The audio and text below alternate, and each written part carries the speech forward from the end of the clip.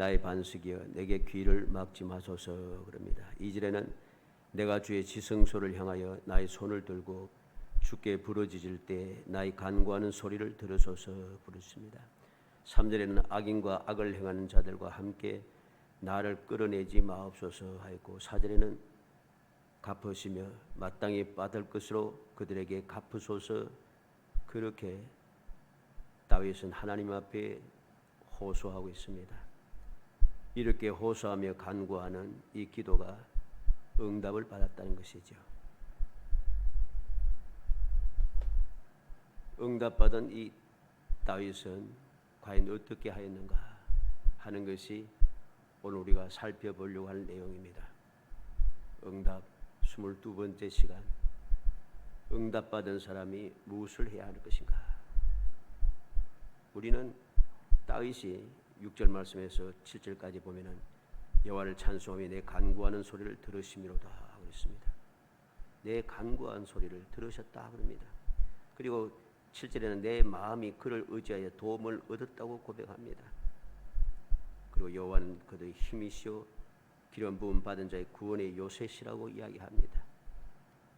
이렇게 하나님 앞에 간절히 간구했던 모든 것이 응답을 받고 응답을 받은 다윗이 하나님 앞에 하는 일이 무엇인가 하는 것을 우리는 살펴야 됩니다. 왜냐하면 응답받고서 응답받은 사람이 마땅히 해야 할 일을 하지 아니하므로 받았던 모든 것을 다 쏟아버리는 그런 경우들이 많기 때문입니다.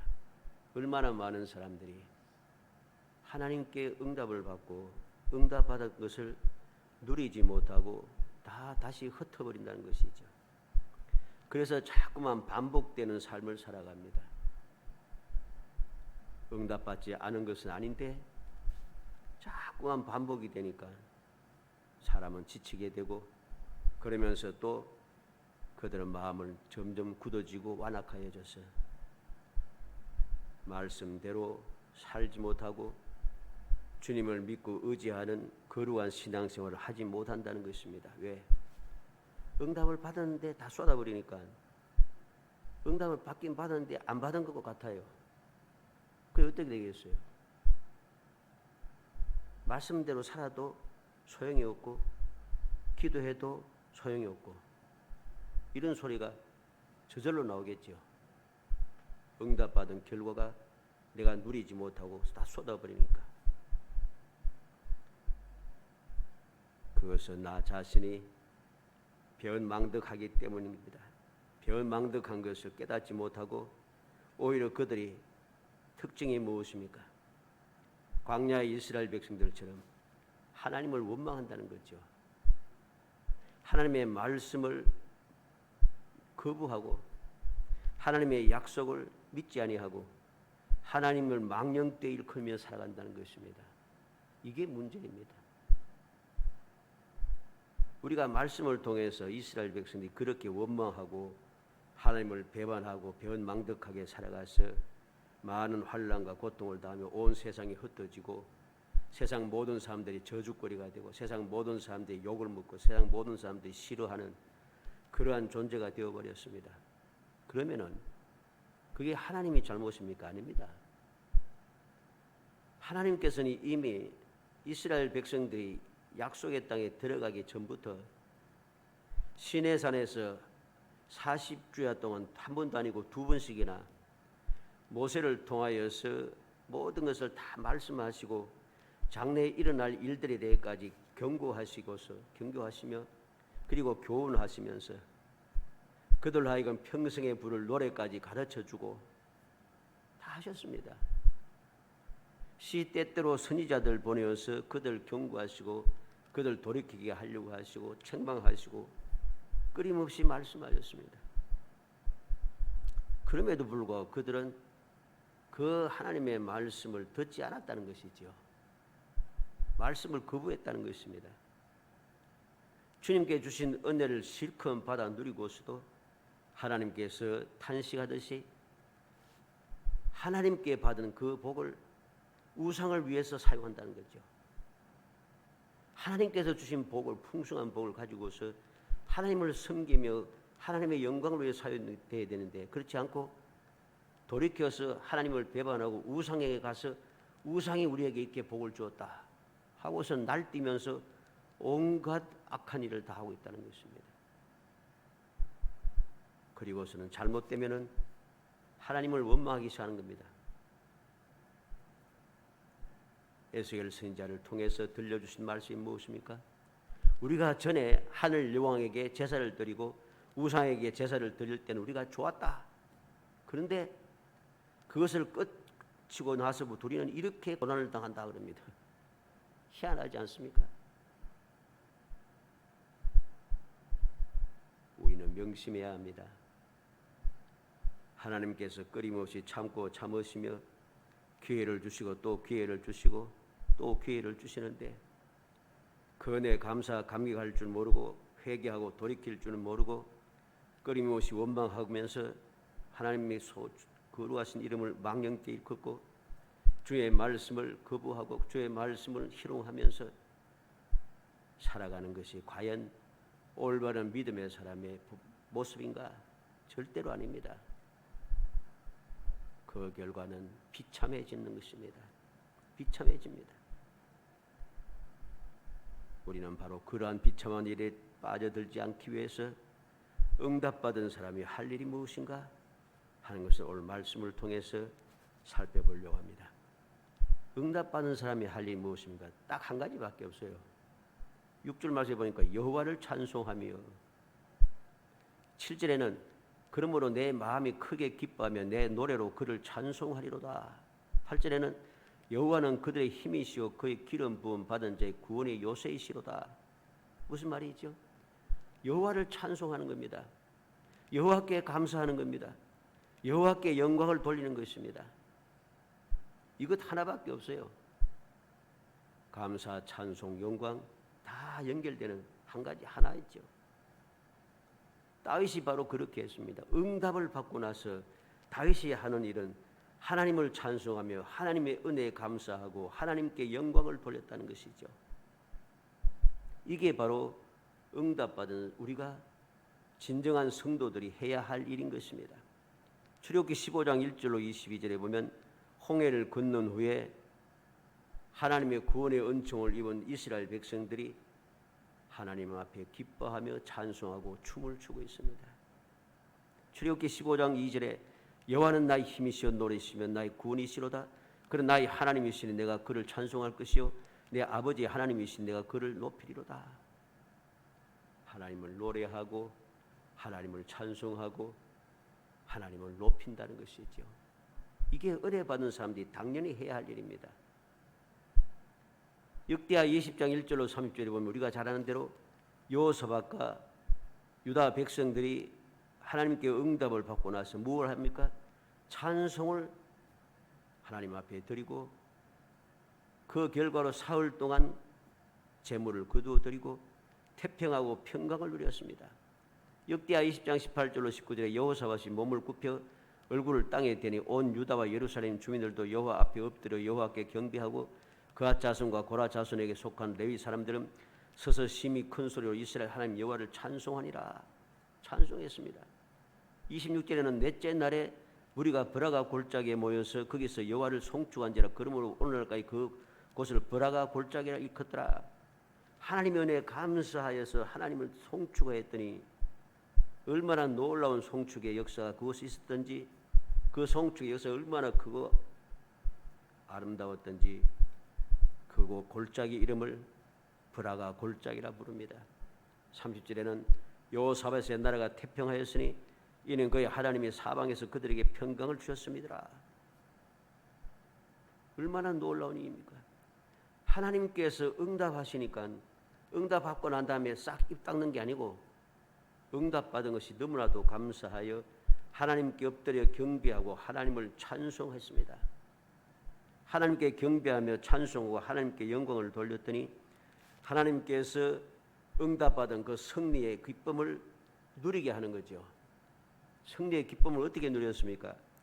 사흘 동안 제물을 거두어 드리고 그 송축의 골짜기에서부터 시작해서 예루살렘까지 그들이 찬양하면서 가기 시작하고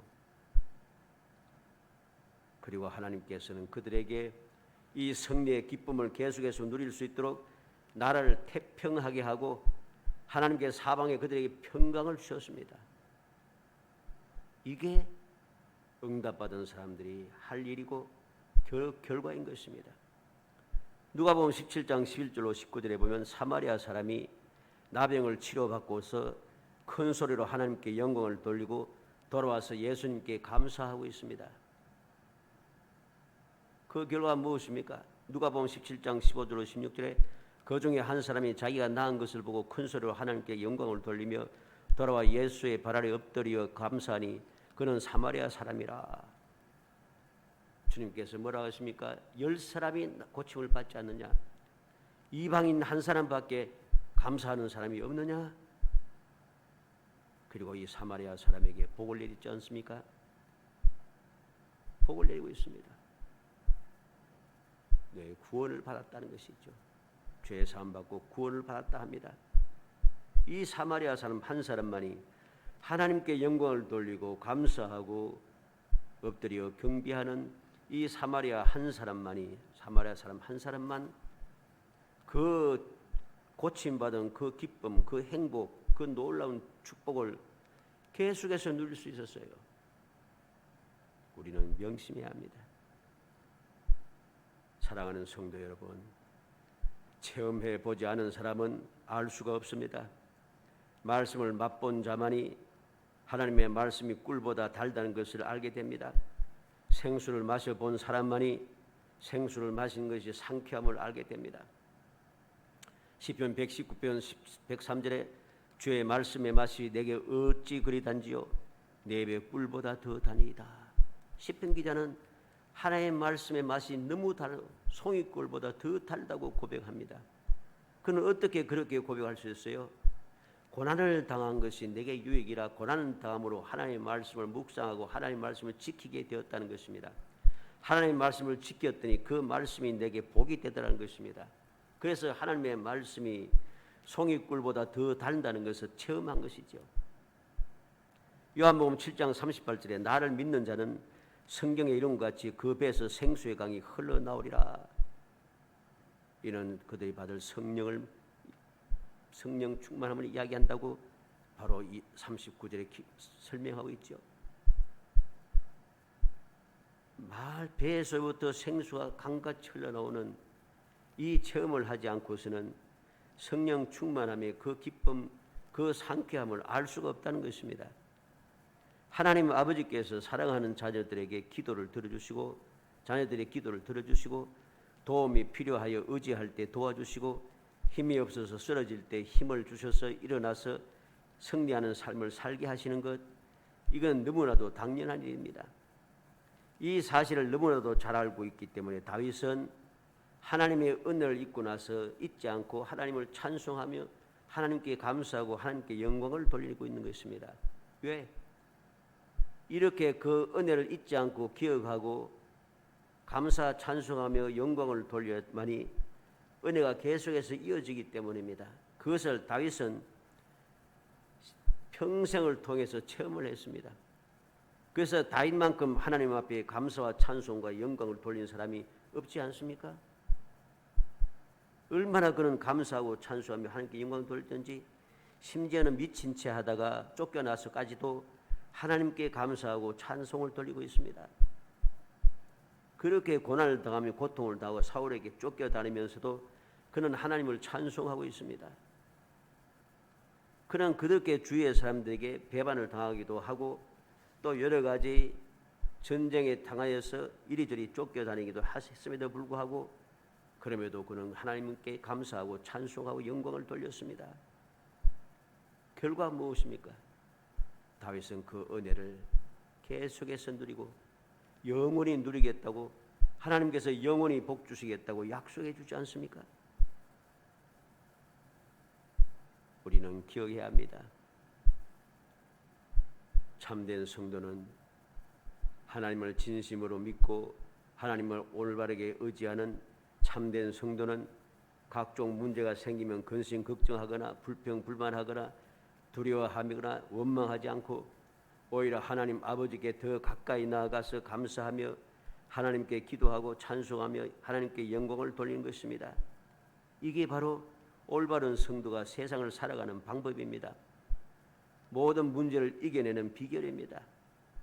오늘 우리가 사는 세상은 어떻습니까? 옛날도 그랬습니다만은 요즘은 무조건 이겨야 되고 무조건 앞으로 나아가야 되고 무조건 1등을 해야 합니다. 그래야만이 살아남는다고 합니다.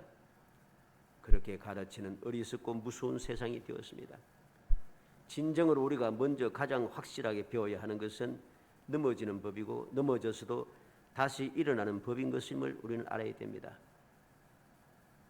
왜? 세상을 살다 보면 누구나 다 넘어지게 돼 있어요. 안 넘어지는 사람이 없습니다. 다 넘어져요, 누구나. 그러면 다 넘어지는데 어떻게 해야 되겠습니까? 넘어져도 일어나는 법을 배워야 하는 것이죠. 야곱은 간절히 원하는 축복을 받고서 어떤 일이 생겼습니까? 그때부터 도망다니고 그때부터 에서에게 미움을 당했습니다.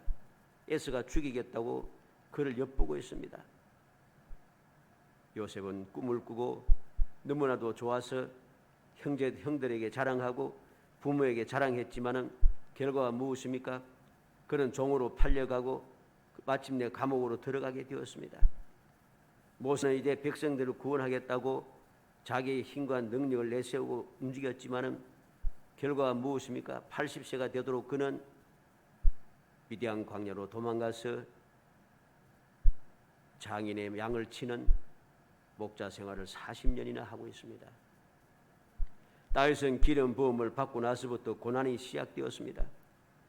베드로는 예수님께 칭찬받는 신앙 고백을 한 후에 주님께로부터 사탄아 내 입으로 물러가라고 책망을 받았습니다. 실패는 누구나 다 하는 것입니다. 문제는 누구에게나 다 있습니다. 누구나 다 배반을 당하고 누구나 다 반대하는 사람들이 있기 마련입니다. 실패하지 않는 사람은 없고 문제가 없는 사람도 없고 배반을 당하지 않는 사람도 없고 반대자가 없는 사람도 없습니다. 다 똑같이 있어요. 중요한 것은 그럼에도 불구하고 올바른 길로 가고 평안을 누리고 마침내 승리하며 모든 것이 잘되고 온전히 행복함으로 살아가는 것입니다. 이게 진정한 복이고 이것이 올바른 성도의 삶의 모습인 것이죠. 이것이 바로 기도하고 응답받는 성도들의 세상을 살아가는 모습인 것입니다. 시편 42편 5절에 내 영혼아 내가 어찌하여 낙심하며 어찌하여 내 속에서 불안해하는가? 너는 하나님께 소망을 두라. 그가 나타나 도우심으로 말미암아 내가 여전히 찬송하리로다. 이 시편 기자는 낙심하며 불안해하는 일이 있습니다. 믿음의 사람이라고 낙심하지 않고 불안해하지 않을 것이 없습니다. 낙심할 일도 있고 불안할 일도 많습니다. 그러나 단 한 가지 다른 것이 있습니다. 하나님께 소망을 두는 것이죠. 하나님께 소망을 두고 하나님께서 나를 도우심으로 믿는다는 것입니다. 그래서 그는 여전히 어렵고 또 어려워도 하나님께 찬송하고 또 찬송하는 것이죠. 고린도후서 4장 8절로 9절에 우리가 사방으로 우겨쌈을 당하여도 쌓이지 아니하며 답답한 일을 당하여도 낙심하지 아니하며 박해를 받아도 버림받지 아니하며 거꾸로 때림을 당하여도 망하지 아니하고. 바울 사도는 그렇게 믿음을 가지고 목숨 걸고 열심히 충성을 하고 그 누구보다 많은 일을 했음에도 불구하고 그는 어떠한 일을 당했습니까? 사방으로 우겨쌈을 당하고 답답한 일을 당하고 낙심할 일이 생기고 박해를 받았습니다. 그러나 그는 낙심하지 않습니다. 원망하고 불평하지 않습니다. 두려워하지 않습니다. 왜? 하나님께서 나와 함께 하심으로 나를 이기게 하실 것을 그는 믿기 때문이죠. 시편 34편 17절에 의인이 부르짖음에 여호와께서 들으시고 그들의 모든 환난에서 건지셨도다. 진정한 믿음의 사람은 모든 환난을 당해도 두려워하지 않습니다. 왜? 부르짖으면 하나님께서 들으시기 때문이죠. 예레미야 33장 2절로 3절에 이를 행하시는 여호와 그것을 만들어 성취하시는 여호와 그의 이름을 여호와라는 이가 이같이 이루시도다. 너는 내게 부르짖으라. 내가 내게 응답하겠고 내가 알지 못한 크고 은밀한 것을 내게 보이리라.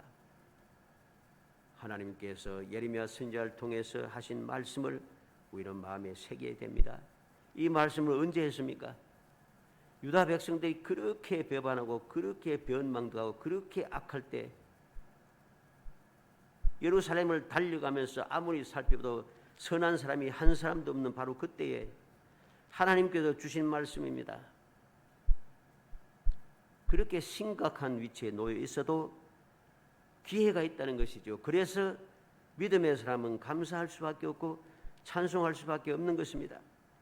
로마서 8장 28절 우리가 알거니와 하나님을 사랑하는 자 곧 그의 뜻대로 부르심을 입은 자들에게 모든 것이 합력하여 선을 이루느니라. 바울 사도는 예수님을 만난 뒤에 너무나도 놀라운 것을 알았습니다. 하나님을 사랑하는 자, 하나님의 뜻대로 부르심을 받은 자, 그들은 다 잘 된다는 것이죠. 모든 것이 합력하여 선을 이룬다. 이것을 알게 되니까 그때부터 바울 사도는 주님을 만난 뒤부터는 죽음도 두렵지 않아요. 모든 사람들이 끊임없이 따라다니면서 유대인들이 따라다니면서 그렇게 핍박하라고 그렇게 애를 먹이고 그렇게 죽이려고 해도 하나도 겁나지 않아요. 십자가를 자랑하고 내가 복음 때문에 감옥에 갇히는 것 하나도 부끄럽지 않다 합니다. 자랑스럽다고 이야기합니다. 히브리서 10장 35절은 그러므로 너희 담대함을 버리지 말라. 이것이 큰 상을 얻게 하느니라. 우리 믿음의 사람들에게 필요한 것이 무엇입니까? 담대함입니다. 담대함을 버려서는 안 됩니다. 어떠한 담대함입니까? 후한 무치함을 말하는 것이 아닙니다. 하나님의 약속의 말씀 믿는 담대함입니다. 하나님께서는 오늘도 살아계 하셔서 나와 함께 하시고 나를 도우신다는 그 믿음을 가진 그 담대함입니다. 반드시 나는 승리하고 주님의 도우심을 받을 것이라는 확신을 가진 담대함입니다. 두렵지 않다는 것이죠. 이러한 담대함이 큰 상을 받게 한다고 했습니다. 뿐만 아니라 요한일서 5장 14절에 그를 향하여 우리가 가진 담대함은 이것이니 그 뜻대로 무엇을 하면 구하면 들으심이라. 왜 담대합니까? 주님께 기도하면 들어주신다는 것이죠. 그래서 담대하게 어떤 상황, 어떤 환경에서도 두려워하지 아니하고 담대할 수가 있습니다. 기도하면 들어주시니까. 참된 성도들에게 실패라고 하는 것은 성공의 한 방편인 것을 알아야 됩니다. 축복의 한 방편입니다. 성도들에게 주어지는 문제, 배반을 당하고 하는 모든 문제들은 그것이 우리에게 실패가 아니고 그것이 우리에게 절망이 아니고 우리에게 소망이 되고 우리에게 영원한 행복을 받아 누리게 하는 비결인 것을 알아야 됩니다. 왜 그렇습니까? 모든 것을 다 이루시고 승리하신 예수님께서 항상 우리와 함께 하시고 우리를 위하여 기도해 주시기 때문입니다. 또한 우리를 돕기 위하여 이 세상에 오셔서 우리 마음속에 계신 보혜사 성령께서 우리를 도우시며 기도해 주시기 때문입니다. 요한복음 14장 23절에 예수께서 대답하여 이르시되 사람이 나를 사랑하면 내 말을 지키리니 내 아버지께서 그를 사랑하실 것이 우리가 그에게 가서 거처를 그와 함께 하리라 하십니다. 19장 30절에는 예수께서 포도주를 받으신 후에 이르시되 다 이루었다 하시고 그래서 다 이루셨다 합니다. 골로새서 2장 15절에 통치자들과 권세들을 무력하여 드러내어 구경께로 삼으시고 십자가로 그들을 이기셨느니라. 예수님께서 십자가에 다 이루시고 십자가로서 이겼습니다. 결과가 무엇입니까? 로마서 8장 34절에 누가 정죄하리요? 죽으실 뿐 아니라 다시 살아나신 이는 그리스도 예수시니 그는 하나님 우편에 계신 자여 우리를 위하여 간구하시는 자시니라.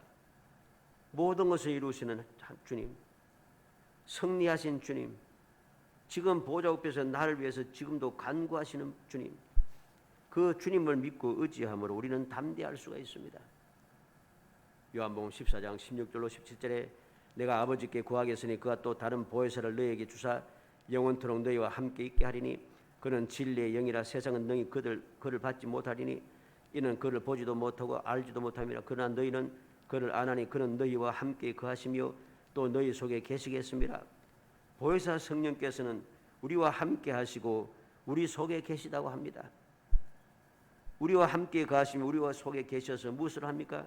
로마서 8장 26절 27절에 이와 같이 성령도 우리의 연약함을 도우시나니 우리는 마땅히 기도할 바를 알지 못하나 오직 성령이 말할 수 없는 탄식으로 우리 위하여 친히 간구하시느니라. 마음을 살피시는 이가 성령의 생각을 아시나니 이는 성령이 하나님의 뜻대로 성도를 위하여 간구하심이니라. 성령께서 우리를 도우시고 우리 위하여서 간구하시고 하나님의 뜻대로 우리를 위해서 기도해 주신다는 것이죠. 그래서 참다운 믿음의 사람들은 담대한 것입니다.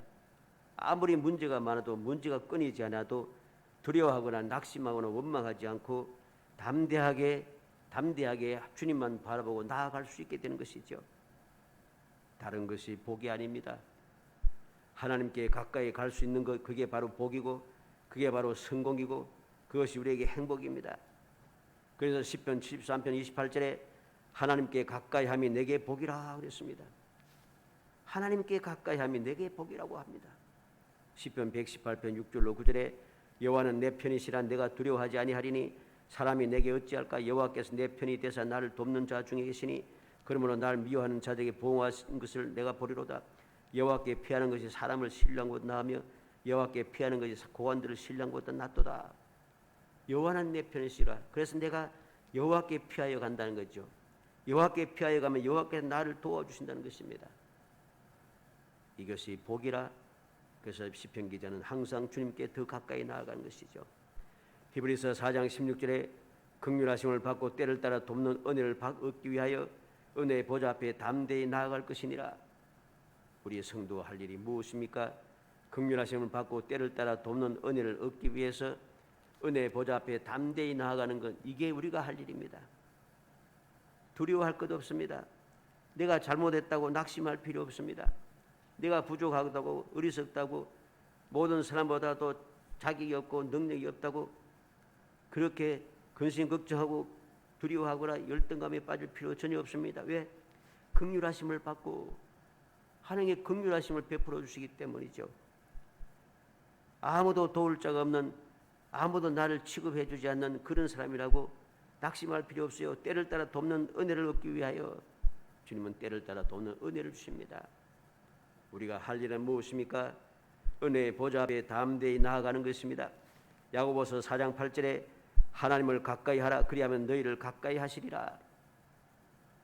우리가 할 일은 나를 사랑하시고 택하시고 나를 구원하신 하나님 앞에 더 가까이 가는 것입니다. 이게 바로 우리가 할 일이고 그렇게 하면 할수록 우리는 더욱더 복된 삶을 살아갑니다. 끊임없이 찬송하며 감사하고 하나님께 영광 돌리는 거룩한 신앙생활을 할 수가 있습니다. 왜? 가까이 하면 할수록 주님의 은혜를 더 많이 받아 누리고 더 많은 응답을 받을 수 있기 때문인 것이죠. 간절히 소원합니다. 우리 모든 성도들이 하나님께 응답을 받고 우리가 응답받지 않은 것이 어디에 있습니까? 이제까지 신앙생활을 하면서 우리는 하나님께 기도하고 하나님께 응답받은 것이 많지 않습니까? 그렇다면 응답받은 만큼 내가 얼마나 하나님을 찬송하고 하나님 앞에 감사하고 하나님께 영광 돌렸는가 다시 한번 점검해야 되겠습니다.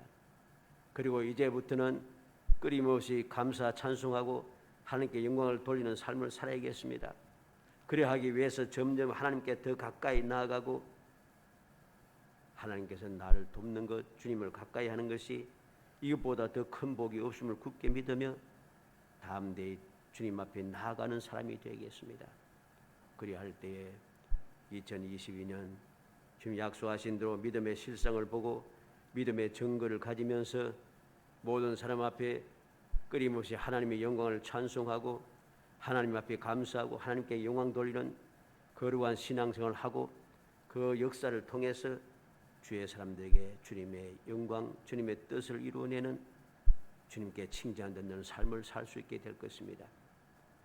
약속하신 복을, 그 응답의 은혜를 끊임없이 누리며 확실하게 응답받은 것을 누리며 살아가기 위하여 그 은혜를 영원히 누리며 하나님께 영광을 돌리고 끊임없이 찬송하는 삶을 살기 위하여 주님께 주시는 그 응답을 헛되이 버리지 말고 더욱더 감사하고 더욱더 찬송하며 더욱더 하나님께 영광 돌리면서 하나님을 더욱더 가까이 하는 정말 지혜롭고 복 있는 성도가 되기를 주의 이름으로 축복합니다.